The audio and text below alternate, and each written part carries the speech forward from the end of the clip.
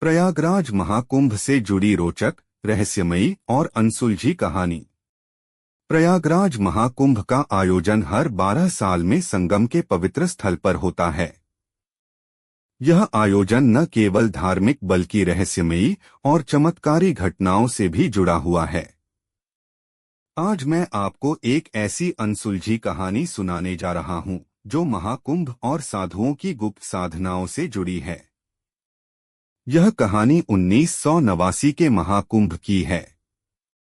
उस साल महाकुंभ में देश विदेश से आए करोड़ों श्रद्धालुओं के बीच एक रहस्यमयी साधु भी आया।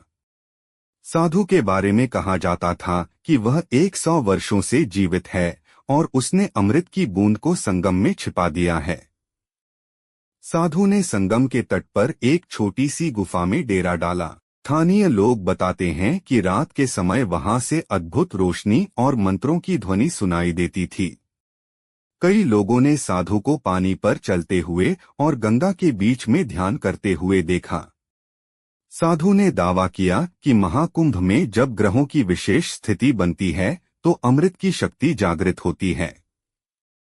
उसने कहा कि संगम के गहरे जल में अमृत की एक बूंद छिपी हुई है, जिसे देवताओं ने कलयुग में छुपाया था। एक दिन साधु अचानक गायब हो गया। गंगा के किनारे उसकी गुफा खाली पाई गई। लोग कहते हैं कि साधु अमृत की खोज में जल में समा गया। लेकिन उसके जाने के बाद से संगम के पास कई असामान्य घटनाएं घटने लगीं। कई श्रद्धालुओं ने दावा किया कि उन्हें रात के समय गंगा की लहरों पर एक साधु चलता हुआ दिखाई देता है।